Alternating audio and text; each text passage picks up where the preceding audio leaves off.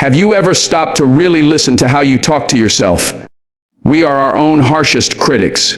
We say things to ourselves we would never say to someone we love. But what if, for just 3 days, you flipped the script? What if for 3 days, you talked to yourself like someone you deeply cared about? What if every word you spoke to yourself built you up instead of breaking you down? Self-talk shapes your reality in ways most people don't fully understand. The words you whisper to yourself throughout the day, those quiet thoughts you barely notice, become the lens through which you see the world and your place in it. They affect how you perceive your abilities, your worth, your potential, and even your future. If you constantly tell yourself you're not good enough, not smart enough, or not strong enough, those messages begin to embed themselves into your subconscious mind. Over time, they become beliefs, and beliefs shape actions. Think about it, when you believe you're not capable, do you take bold steps? Do you chase opportunities? Most likely no. You hesitate, second guess, or withdraw completely. And every time you do, that negative voice gets stronger. It says, "See, I was right about you." But here's the truth. Your reality is not defined by objective facts alone. It's shaped by perception. And perception is built, in large part, by what you tell yourself repeatedly. The internal dialogue you carry around is like the narrator of your life. And that narrator can either be encouraging, guiding you through hard moments with resiliency, or it can be critical, dragging you down before you've even had a chance to try. What you say to yourself in private becomes what you accept as true in public. You begin to shrink your goals, lower your standards, or tolerate things that don't serve you. All because of a running script in your mind that you didn't consciously choose, but still follow every day. When you shift that inner dialogue, when you begin to speak to yourself with confidence, with kindness, with belief, you start to alter the entire structure of your mind. Your brain literally begins to rewire. You see different possibilities. You feel a new level of energy. You act with more certainty, not because your circumstances changed, but because your internal world did. And that's where reality begins, not outside, but within. We often speak to ourselves more negatively than we realize. It happens so subtly, so frequently, that most of us don't even catch it. It's in the way we say, "Of course I messed that up," or "I'm such an idiot," or "Why do I always fail at this?" These statements feel harmless in the moment, almost like background noise, but over time, they begin to shape a hostile internal environment. And the danger is, we rarely stop to question them. We say these things with certainty, as if they're facts, not realizing they're simply opinions we've been repeating unchecked for years. This negative self-talk doesn't always scream. It often whispers. It shows up in hesitation before applying for a job, in doubting your worth in a relationship, or in the way you downplay your successes. It's that voice that interrupts your excitement with, "You're probably not good enough," or poisons your motivation with, "Why even try?" And what's worse is how automatic it becomes. We speak to ourselves in this way so often that it becomes normal, familiar, comfortable even. But here's the thing. If someone else spoke to us the way we often speak to ourselves, we'd call it verbal abuse. We'd be outraged. We'd walk away. Yet we tolerate it from ourselves without resistance. That's because we've internalized these voices. Some from childhood, some from past failures, some from people who didn't know how to treat us right. And now, they live inside us, disguised as our own thoughts, even though they never truly belong to us. This constant drip of negativity erodes our self-confidence. It makes us more anxious, more insecure, more afraid to take risks. It limits us, not because we lack ability, but because we've convinced ourselves we do. And all of it stems from the unchecked, unchallenged habit of talking to ourselves in a way we'd never talk to someone we love. The truth is, we don't just hurt ourselves with our actions. We do it with our words, our tone, and our silence. Every time we let that inner critic run the show, we reinforce a version of ourselves that isn't whole, isn't confident, and isn't free. For 3 days, commit to positive, affirming self-talk. Fully, intentionally, and without apology. This isn't about temporary motivation or repeating empty phrases. It's about making a deliberate decision to interrupt the usual pattern of negativity that runs on autopilot in your mind. It's about choosing, every hour if needed, to redirect your thoughts towards something that strengthens rather than weakens you. For 3 days, you become the guardian of your inner world. You become the editor of every word that crosses your mind, allowing only those that uplift, encourage, and remind you of your worth. This isn't easy at first. You'll notice how loud the negative voice can be. You'll realize how quickly your thoughts return to self-doubt, to guilt, to fear. But that's the point. Awareness is the first step to change. When you spend 3 days focused solely on being kind and empowering in your self-talk, you'll begin to see how deeply ingrained your inner critic really is. And that's not something to be discouraged by. It's something to be grateful for. Because once you see it clearly, you can begin to take back control. Affirming self-talk means replacing "I can't" with "I'll try." It means changing "I always mess this up" to "I'm learning and I'll get better." It means waking up and telling yourself, "I am worthy of good things." Even if a part of you isn't convinced yet, the repetition matters. The energy matters. These aren't just words. They're seeds. Seeds planted in the mind that, if watered consistently, begin to grow into new beliefs, new behaviors, and eventually, a new version of you. And it's not about perfection. There will be moments during these 3 days when the old habits creep back in. You might catch yourself criticizing, doubting, or judging. That's okay. What matters is that you notice. And once you notice, you choose again. You speak again. You reframe again. You tell yourself, with compassion and strength, that you're doing your best. And your best is enough right now. The power lies in the repetition. The power lies in the intention. And when you fully commit, even just for 3 days, you'll start to see a glimpse of what's possible when your inner voice becomes your ally instead of your enemy. Treat yourself with the same kindness you show a loved one, genuinely, consistently, and without hesitation. It sounds simple, almost obvious. But for many people, it's one of the hardest things to do. Think about how you speak to someone you care about when they're struggling. You encourage them. You remind them of their strengths. You give them space to be imperfect, to make mistakes, to feel overwhelmed. You don't tear them down or label them as failures. You offer them patience, empathy, and understanding. But when it comes to ourselves, that same grace often disappears. We hold ourselves to impossible standards. We speak harshly when we stumble, and we internalize every mistake as proof that we're not good enough. The truth is, many of us have never learned to befriend ourselves. We've been taught to push, to criticize, to demand more, but rarely to pause and ask, how would I speak to someone I love if they were in my shoes right now? If your friend came to you feeling lost, you wouldn't say, "Oh, you always screw things up." You wouldn't say, "You're a failure." You'd say, "You're going through something, but you're strong enough to get through it." You'd validate their pain without reducing them to it. So why not do the same for yourself? Kindness doesn't mean letting yourself off the hook for everything. It means offering support instead of shame. It means saying, "I made a mistake, but I'm still worthy," instead of, "I always ruin everything." It means recognizing that your struggles don't define you and that self-compassion doesn't make you weak. It makes you resilient.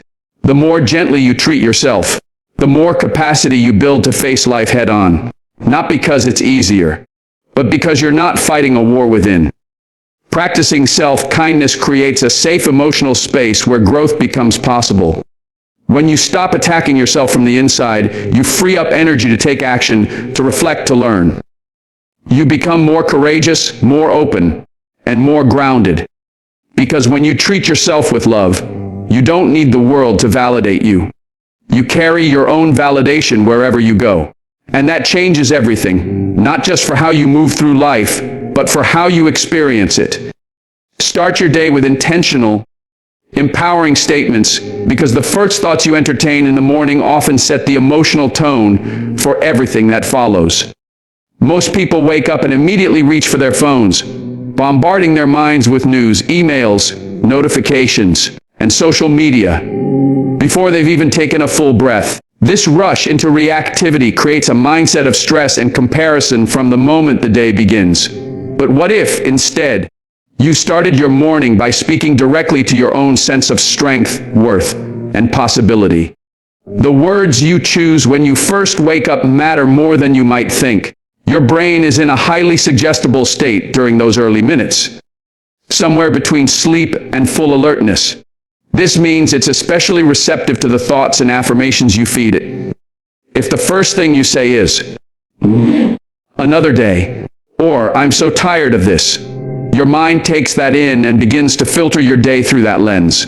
But if you begin with intentional, uplifting thoughts, statements like, "I am grateful to be alive," "I have what it takes to face today," or "Today is a chance to grow," you start priming your brain to see opportunity, not burden. This isn't about being unrealistically cheerful or ignoring life's challenges. Ever will. It's making a conscious choice to direct your mindset before the world does. Empowering morning self-talk is like stretching before a workout. It prepares your mental muscles for the demands ahead. It gives you a centered, steady place to return to when the day inevitably gets noisy or difficult. And the more you make this a habit, the more powerful it becomes. Your morning self-talk becomes a ritual, a kind of mental anchor that reminds you of who you are and what matters most. Over time, these repeated statements start to rewire your default thinking. Instead of slipping into anxiety, doubt, or defeat the moment something goes wrong, you begin to respond from a place of strength and intention. Will. You carry your chosen mindset with you instead of absorbing whatever energy the world throws at you. Starting your day with empowering self-talk is one of the simplest, most profound things you can do to shift your relationship with yourself. It teaches you that you're not a passive passenger in your own life. You are the narrator. You choose the tone. You choose the story. And how you begin often determines how you continue. Acknowledge your strength through past struggles, because within every hardship you've endured lies undeniable proof of your resilience. With a crowd will, it's easy to forget just how much you've overcome when you're focused on what's still ahead or what's currently weighting you down. A crowd will, but if you pause and truly reflect on the moments you thought you wouldn't make it through, times when you were hurting, overwhelmed, uncertain, you'll see that you didn't just survive, you adapted, you grew. You found a way forward, even if it was messy or slow or painful. That counts for something. In fact, it counts for everything. Too often, we dismiss our own endurance. We remember our failures more vividly than our recoveries. We downplay the inner strength it took to show up for another day, to keep going when we had every reason to quit. But the truth is, there were times when life tested you, through loss, heartbreak, rejection, fear, or complete upheaval, and you kept standing, maybe with tears in your eyes, maybe with doubts in your heart, but you stood. When you acknowledge your strength through those past struggles, you stop viewing your pain as something shameful or weak. Instead, you begin to see it as part of the foundation you're built on. Struggles don't define your worth, but they do reveal your character. They show your capacity to hold on, to heal, to rebuild even when everything felt broken. And if you could survive what tried to break you then, you can face what's in front of you now. There's power in remembering. Not to dwell, but to remind yourself of the truth: you are not fragile. You are not powerless. You have already proved to yourself, more than once, that you are capable of rising even when the odds are against you. Every scar you carry, visible or not, is evidence of your strength, not your failure. And when you start to see your past as a story of resilience rather than defeat, you reclaim parts of yourself that doubt had buried. So when your mind starts to question if you can handle what you're facing today, respond with memory. Respond with history. A crowd ever will. Remind yourself of the nights you didn't sleep, the risks you took, the moments you felt broken but chose to keep breathing. You've already been through so much, and you've already made it through more than most people will ever know. That strength is still inside you. It's not gone. It's just waiting to be acknowledged. Recognize your intrinsic worth. You are enough. Not because of what you achieve, how much you produce, or how others see you, but simply because you exist. You were born worthy. That's not something you earn or perform your way into. It's a truth ever will. It's a truth that lives at the core of your being, though the world over time may have tried to convince you otherwise. We live in a society that constantly ties value to productivity, appearance, popularity, and external success. So it's no surprise that many of us have internalized the beliefs that we have to do more or be more to matter. But the truth is, your value is not negotiable. It doesn't increase when you win, and it doesn't decrease when you struggle. You are not a project that needs to be fixed or perfected to be lovable. You are already enough exactly as you are, in this moment. Not some future version of you that's more successful or more put together. That doesn't mean there isn't room to grow or improve. Growth is part of life. But your growth doesn't make you more worthy. It just adds layers to who you already are. And the deeper truth is, you can't build a healthy or lasting future on top of a foundation of self-rejection. If you constantly feel like you have to earn your right to exist, your efforts will always feel exhausting and empty. The belief that you are enough doesn't come naturally to most of us. It requires intention. It requires unlearning years of conditioning that told us we needed to be perfect, quiet, agreeable, skinny, successful, smart. But never too much. It requires rewriting the voice in your head that only speaks up when you mess up, that only reminds you of where you fall short, but never where you shine. And that rewriting starts with recognition. You have to look yourself in the mirror and affirm, again and again, that you are not lacking, you are not broken, you are human, whole and worthy, even with your fears, flaws, and unfinished stories. Recognizing your worth is not arrogance, it's healing. It's returning to the truth before the world told you to forget it. When you accept that you are enough, you start treating yourself differently. You set better boundaries. You stop chasing validation. You stop settling for relationships, jobs, or environments that require you to shrink or shape-shift just to feel seen. You begin to trust yourself. You begin to show up more authentically because you no longer believe you have to wear a mask to be accepted. Replace criticism with compassion because the way you speak to yourself in your lowest moments has the power to either deepen your wounds or begin your healing. Many of us have grown so accustomed to self-criticism that we treat it like a form of motivation, as if being hard on ourselves will somehow push us to be better. But in reality, criticism rooted in self-hatred doesn't inspire growth, it inspires fear, shame, and paralysis. When we criticize ourselves constantly, we reinforce the belief that we're not good enough, that we must earn our worth through perfection, and that any misstep is a reflection of our failure as a person. Compassion, on the other hand, offers a completely different pathway. It acknowledges your flaws and mistakes without making them your identity. It says, yes, you made a mistake, but that doesn't make you unworthy. Compassion allows you to see yourself as a whole person. Not just the worst thing you've ever done or the moment you weren't at your best. It's about giving yourself the space to be human, to fall short, to feel lost, to be in progress, without attacking your character. This shift from criticism to compassion doesn't mean ignoring your faults or refusing to take responsibility. It means responding to your faults with understanding instead of punishment. Think about how you would respond to a friend who was struggling. You wouldn't call them a failure or remind them of every past mistake. You'd listen, support, and remind them of who they are beyond this one moment. That's what compassion looks like. And that's exactly how you should begin treating yourself. Replacing criticism with compassion also changes how you recover.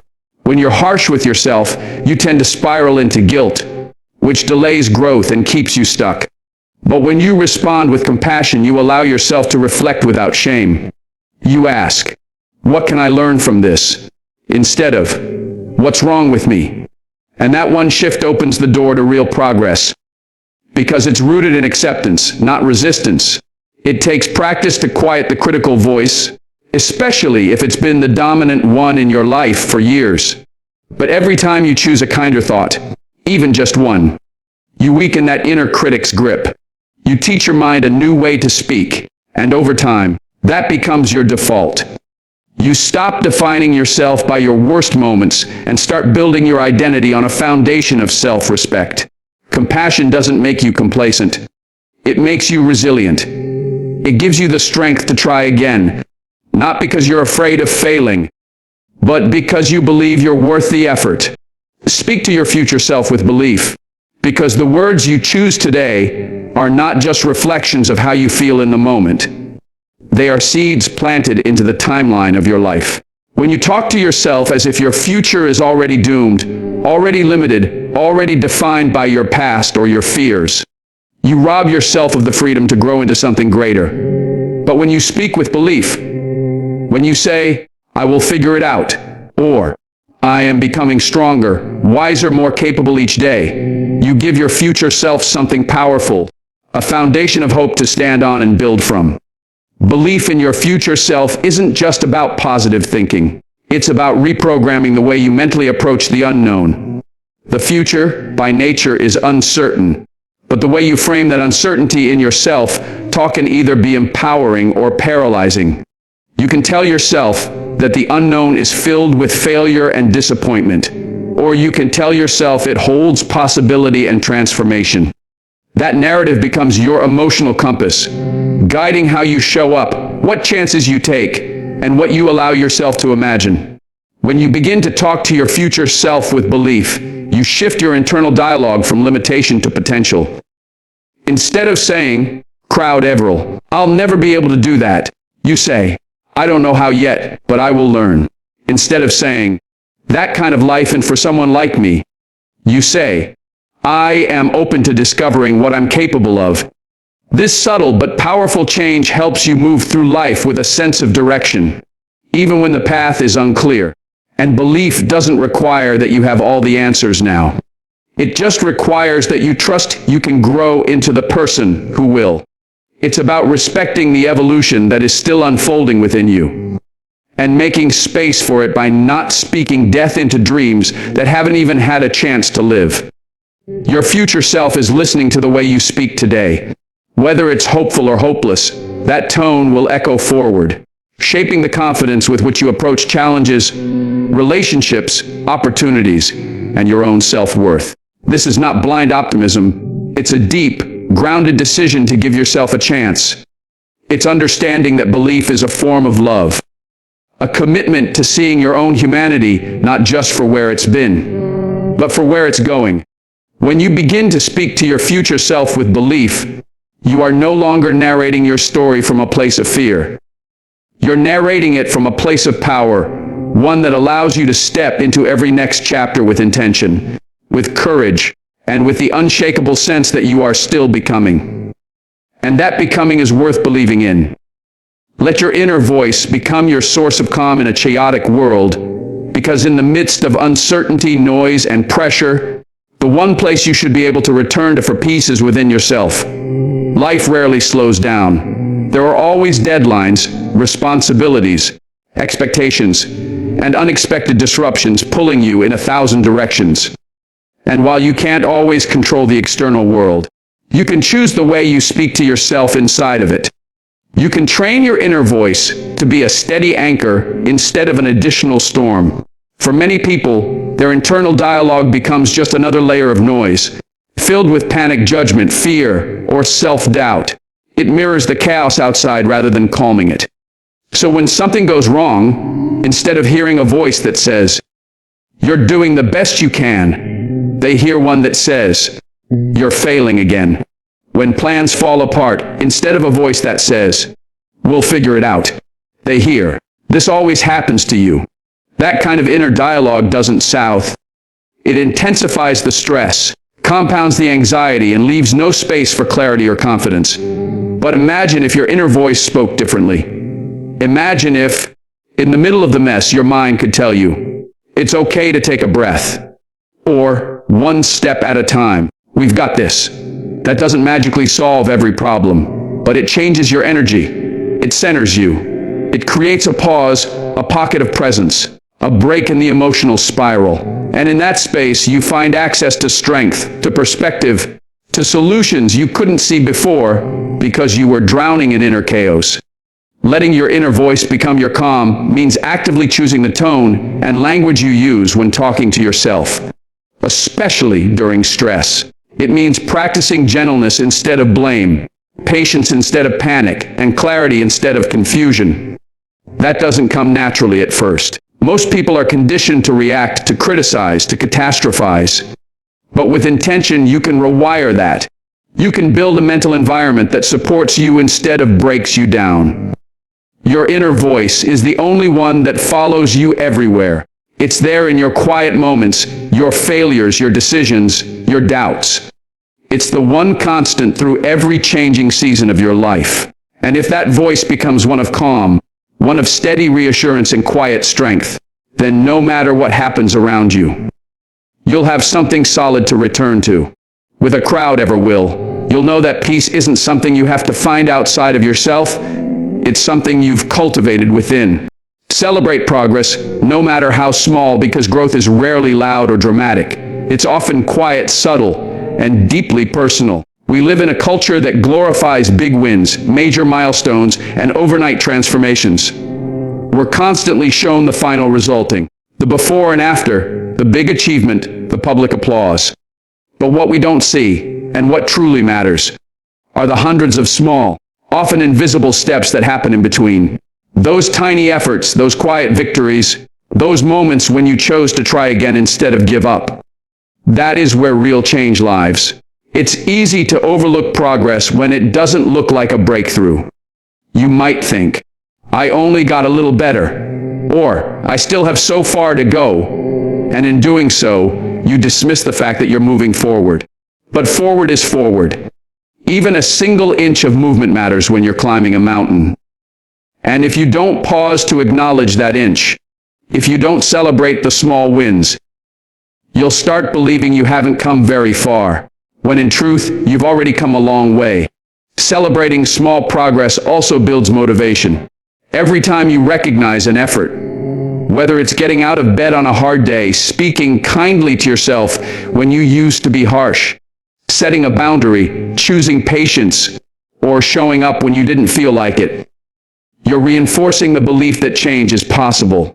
You're wiring your brain to see the good, to notice effort, to associate growth with encouragement instead of pressure.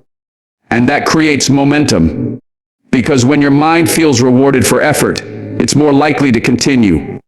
There's a deeper layer to this tool. When you celebrate your small wins, you send a message to yourself that you are worth cheering for, even in progress, even when unfinished. That's powerful, because most of us are quick to criticize when we fall short but hesitant to acknowledge when we're doing well. We brush off compliments. We minimize our efforts. We move the goalpost the moment we reach it. But what would happen if you actually allowed yourself to feel proud? Right now. Not when you've achieved the perfect version of your goals. Celebration doesn't have to be loud. It can be a quiet moment of reflection, a pause to say, I'm proud of myself today, or even a journal entry that tracks what you did right. It can be an intentional breath of gratitude for showing up when it was easier not to. A crowd ever will. It can be choosing not to diminish your steps just because they don't look like someone else's, because your journey is yours. And every step forward is worth noticing. Every time you celebrate, you're reminding yourself that this version of you, right here, right now, is worthy of love and acknowledgement. Detach your worth from productivity, because your value as a human being is not measured by how much you accomplish in a day, how many tasks you check off a list, or how relentlessly you hustle. In a world that praises business and glorifies the grind, it's easy to fall into the trap of believing that unless you are constantly producing, you're falling behind or somehow failing. But the truth is, your worth is not something you earn. It is something you already have. You are not a machine. You are not here simply to meet deadlines, achieve goals, or prove your usefulness through constant activity. The pressure to always be doing can be overwhelming. It convinces you that rest is laziness, that slowing down is weakness, that anything less than perfection is unacceptable. You start tying your identity to your achievements, telling yourself that if you're not succeeding, you're not valuable. That mindset is not only harmful, it's exhausting. It turns your life into a race with no finish line, a cycle of burnout and self-judgment where enough is never truly enough. Detaching your worth from productivity means learning to see yourself as inherently valuable. On the days you feel unstoppable, and on the days when all you can do is breathe. It means understanding that taking a break doesn't make you lazy, that saying no doesn't make you selfish, and that moving slowly doesn't mean you've failed. It means giving yourself permission to exist fully, even when you're not at your most useful. This shift is not easy, especially when you've been conditioned to equate doing with deserving. You may the crowd ever will. You may feel guilt when you rest or fear that others will see you as less than if you're not constantly achieving. But detaching your worth from productivity is not about doing nothing. It's about doing things from a place of wholeness, not inadequacy. It's about recognizing that your rest is just as sacred as your work, your stillness just as meaningful as your striving. And when you begin to live from this place of worthiness, not driven by a need to prove yourself, you start to experience your life differently. You become more present. You start to listen to your body, your energy, your needs. You make choices that nourish your well-being rather than drain it. You find a rhythm that honors your humanity instead of pushing you to the edge of burnout. You are not here to earn rest, to hustle your way into being enough, or to define your identity by your level of output. You are here to live, to feel, to connect, to experience joy and sorrow, and to grow at your own pace. When you learn to detach your worth from productivity, you reclaim your right to be whole without being busy. You begin to love yourself not for what you do, but for who you are. And that changes everything. Practice presence in your self-talk, because so much of your suffering stems not from what's happening right now, but from the thoughts you carry about the past and the fears you project into the future. Your inner voice often becomes a battleground between regrets and anxieties, rehashing what went wrong, what you should have done, or worrying about what might happen next.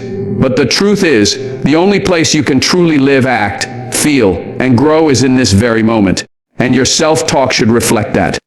When you ground yourself in the present, you shift from reacting to imaginary problems to responding to real life with awareness and clarity. Presence in your inner dialogue means letting go of the need to predict every outcome or fix every mistake all at once. It means resisting the urge to replay old conversations or future catastrophes and instead asking, what do I need right now? Or, what's the next best step I can take in this moment? This doesn't mean ignoring your past or pretending the future doesn't matter. It means not letting them dominate your mind to the point that you lose connection with yourself right now. Because this moment, the one you're in, is where change begins. It's where healing begins. It's where power lives. Practicing presence doesn't always look profound. Sometimes it's simply noticing your breath. Other times it's catching yourself mid-thought and saying, that's not happening right now. Let me come back. It's the gentle redirection of your awareness from judgment to observation, from chaos to calm. It's reminding yourself that you don't have to solve everything today, and you don't have to carry every past version of yourself into this moment. You get to be here, fully, without the weight of everything you've been and everything you fear becoming. When your self-talk is grounded in presence, it becomes kinder. You start speaking to yourself in a way that makes space instead of pressure. You become more attuned to your needs, emotional, mental, physical, because you're not drowning in a flood of distractions. And in that awareness, you begin to cultivate a kind of inner peace that isn't dependent on external circumstances. You realize you can be okay right now, even if things are uncertain. You realize that you are still whole, even in process. Presence allows you to meet yourself with honesty instead of panic, with gentleness instead of judgment. This practice of presence in your inner voice builds resilience. It keeps you from being swept away by every mental storm. It helps you make clearer decisions, have more balanced emotions, and reconnect with your true self, unfiltered by fear or noise. Because when you're truly here, in this moment, you remember that you're alive, that you have choice, that you're not lost in some distant past or uncontrollable future. You're right here, and right here is enough. Affirm your resilience daily, because reminding yourself of your strength is not vanity. It's necessity. Life has a way of testing you, often in ways you didn't ask for and weren't prepared for. Challenges come unexpectedly, and when they do, it's easy to forget everything you've already survived. It's easy to get lost in the weight of the current struggle and feel like you're not equipped to handle it. That's why you need to make it a habit to affirm your resilience, to tell yourself again and again that you have been through difficult things before, and you are capable of navigating what's ahead. Your resilience isn't just about bouncing back from trauma or pain. It's the quiet strength you draw on when you get out of bed after a sleepless night. It's the courage you show when you face a fear, set a boundary, or try again after failing. It's found in the small moments where you chose growth over comfort, truth over avoidance, and healing over bitterness. These are the moments that often go unnoticed, even by you. That's why it's so important to name them, to affirm them, to bring them into your awareness every single day. When you start telling yourself, "I am resilient," you begin to anchor that belief into your identity. And that belief shapes how you show up in the world. It influences how you respond to adversity. Not by pretending things don't hurt, but by trusting that you'll rise again even when they do. Resilience doesn't mean you don't struggle. It means you know how to keep going through the struggle. It means you can be shaken without being broken, bent without being erased. Affirming your resilience daily also reminds you that your strength is not conditional. It's not only valid when others see it or when the outcome is successful. Your resilience is real even when you cry, even when you pause, even when you feel uncertain. Strength is not the absence of vulnerability. It's the presence of courage in the midst of it. And every time you affirm it, you create a mental environment where that courage can grow. You don't need to wait until you've conquered everything to speak strength into yourself. You can start in the middle of the mess. Say, "I've handled hard things before."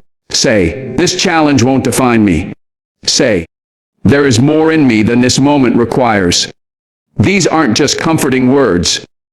They are statements of truth that your nervous system, your spirit, and your mind need to hear. Because when life tries to convince you that you're powerless, your inner voice becomes your defense.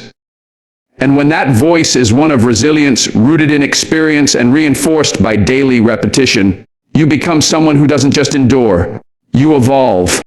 Let your words be your healing, because the way you speak to yourself can either reopen old wounds or begin to gently close them. For too long, many people carry pain, not just from what happened to them, but from the stories they've told themselves about what those moments meant. Stories like, "I wasn't good enough," "I should have known better," "I always mess things up," or "I'm too broken to be loved." These narratives become internal scripts that run on a loop, reinforcing the idea that our pain defines us. But you have the power to interrupt that loop. You have the power to choose new words. Words that validate your experience, but also guide you toward healing rather than anchoring you in shame. When you begin to use language that is gentle, supportive, and nurturing toward yourself, you don't erase the pain. You honor it without letting it consume you. Healing doesn't come from ignoring what hurt you. It comes from learning to speak to yourself in a way that brings comfort and hope, even in the presence of those wounds. It means saying things like, "I did the best I could with what I knew," or "That moment hurt me, but it didn't define me," or "I'm allowed to feel this and still move forward." These words aren't just platitudes. They are bridges that connect your pain to your possibility. Letting your words be your healing also means becoming intentional about how you describe yourself. Are you calling yourself weak, dramatic, or a failure when you're simply overwhelmed, grieving, or growing? Are you labeling your setbacks as permanent or personal, when they might just be part of the process? The words you use in your inner world shape the way you experience the outer one. When you replace harshness with honesty, when you shift from criticism to compassion, you begin to create space inside yourself for real transformation. Healing requires safety. And the first place that safety must exist is within your own voice. Every time you speak to yourself with kindness, you're undoing years of internalized shame. You're creating new mental and emotional pathways. You're teaching yourself to be someone you can trust. Someone who doesn't abandon or berate you in hard moments. That inner trust is the soil where healing grows. It allows you to show up more fully in your relationships, your work, your creativity, and your dreams. Not because you've become perfect, but because you've become whole. Letting your words be your healing also transforms how you respond to others. When your own self-talk is rooted in love, you become more capable of offering that love outward. You stop projecting your inner chaos onto the people around you. You stop seeking constant validation because you've already given yourself the affirmation that you're enough. The words you speak inwardly begin to echo outwardly, creating a ripple effect of healing that touches every part of your life.